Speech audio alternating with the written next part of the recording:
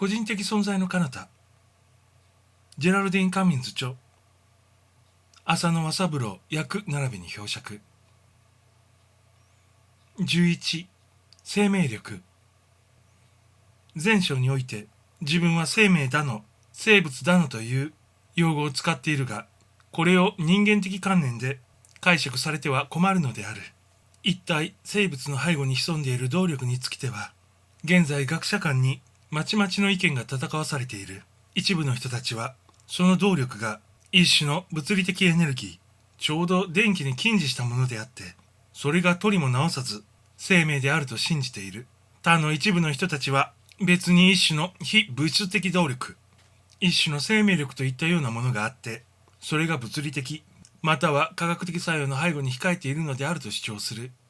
自分は今更この論争の渦中に入り、地球並びに地球上の無数の生物につきて、その生命力の有無を論じようとは思わない。自分はただ天体生活を送りつつある太陽人の活用するエネルギーが科学的知識を有する地上の学者たちの分析解剖をしつつあるような、あんな粗末な形態のエネルギーとは到底比較し得ないほど清絶妙絶なものであることを告げたいのである。ついでにここで自分は生命の創造的基本が何であるかを極度に簡単な一語で導破してみたいと思う。それが地球上であろうが恒星上であろうが、いかなる場合においても生命の原理が想像力の一つの中心であることに疑いはないが、人間の肉体並びにソーラマンの体育の背後に存在するスピリットとソウルとの共同作業こそは、これを要約して大宇宙の創造界と結びつけられたる小創造界であると定義し得ると思う。我々はそこにこそ全宇宙に弥漫する千万無数の生命にそれ自身の表現を可能ならしむる心的原理を発見することができる。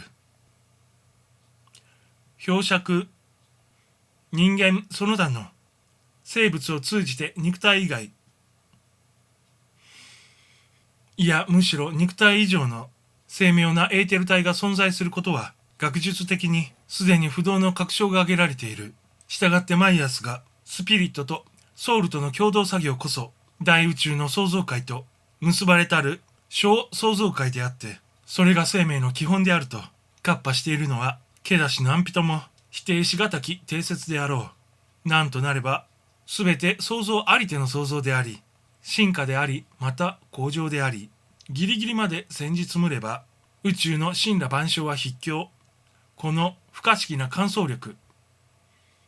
の所産に他ならないからである。